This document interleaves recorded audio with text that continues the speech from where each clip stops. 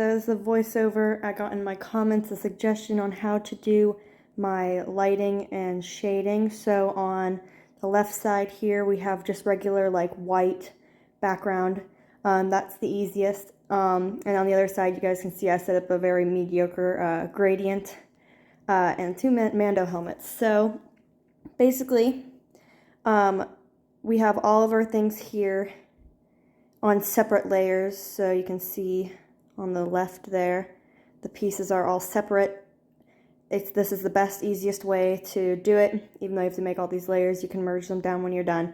So we'll start with the left side, the white.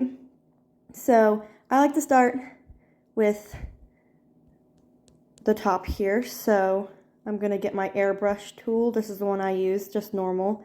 And then we're gonna change it to white, adjust my size, and we're just gonna pick place and we're going to add on our detail. And one more thing is make sure that you guys do alpha lock and different things. You really don't have to worry about too much with the white on this side, but you just hit this down here. You can see it's turned blue for on, white for off. So we're just going to do that. If you're using just a white background and there's nothing there, you really don't have to worry about it when it comes to your whites. But when you change it over to black, like I have here, adjust your size, it really helps so you don't have to go around your edges and erase. So we're going to just add onto the edges very minimally because there's, it's all white in the back. So here this helmet part is. The big sections are pretty easy. The smaller sections can be harder sometimes, so I'm going to go down to this part right here, make sure my alpha lock is on. And on the inside, we're going to put black, since that is like the indent. I'm going to do that on both sides. And then very light gray for the top. You can see it changes colors right like that. So this is pretty much how I do literally all of my shading and everything. Literally, most of the time it's just black or just dark gray. Sometimes I don't even add white. So you guys can see, I'll finish this one really fast. That you just do a little bit like that. Add a little white on the bottom, and you guys can already see the dimension that just your black and white bring. So here's like, his ear. I just drew these up really fast. So they're like nothing extraordinary. You can see I missed a bunch, but that's okay. You just add a little bit of white where you want it. Just like that. And then I'll just finish this one up for you guys. And then we're gonna do this side over here next, which is a little harder. So I'm just gonna pick right here to do in white, right his cheeky bones, and just a little bit right there. You don't even have to worry about your blacks too much, except for maybe the edges. And I like to do them right next to the edges over here as well. And then we're just going to finish up with his visor and the headband. So the visor, you just do white or really light gray. And then just add a little bit there.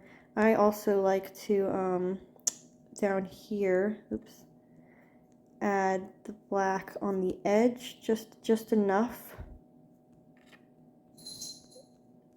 since that kind of sticks out just like that. So let's just do his headband pieces, a little bit of black right here, not even going to worry about the white. And then on this one, I'm going to do white down the top, and then a little bit of black on the edges, and then I'm going to take like medium gray and make a stripe going down the left side, get my white back, make my size smaller, and just adjust so you can really see the dimensions. So there's just your black and white. That's pretty easy. If you just like draw out your pieces and then airbrush black and white, really easy. On this side is going to be a little bit different because I don't like doing just the airbrush. I'll show you here. So let's pick the headband, well, the headpiece anyway. So if I take yellow and I just, add my yellow here, and then I go around and grab my blue and I add my blue over here. It kind of looks dumb. Like, not that you can't do that. If you're just starting out, there's nothing wrong with doing that. You can add a little black, a little bit. So it's not like bad, it just doesn't look great. So I'm just gonna undo that. And instead, we're not gonna use our airbrush just yet. We're gonna grab our regular pen, whatever, I like the dip pen. We're just gonna take our gray, go into yellow, make it sort of yellow-gray, and then color a piece like this, just going straight up. And then do the same thing for like our blue. I'm gonna go right like here. I'm gonna adjust the gray if we have to. Go right like this, boom. And then, so literally just coloring over what we did, and then taking our smudge tool that's in the middle. I like to bring my opacity down, just because if you do it too hard, it kind of messes you up. And then we're gonna blend them like so.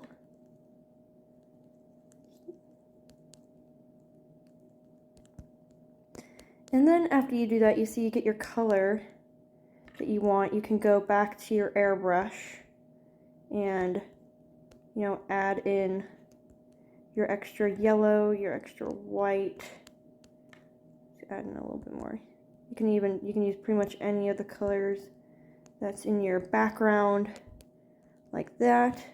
And then coming over here, you can add your black, just a little bit here, right here on the bottom, and grabbing your blue.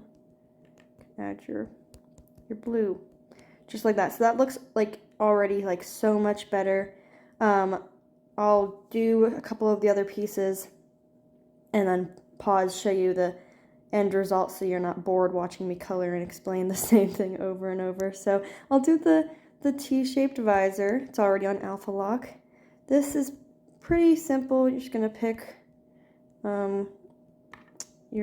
wherever you want your lighting to be, and then just changing the color of it a little bit.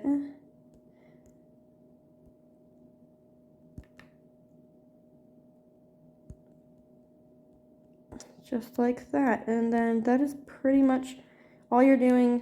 I'll show you guys one more time on the bottom piece, is just coloring with your pen first. So I'll do this bottom portion down here. So just gonna add like your color that you want.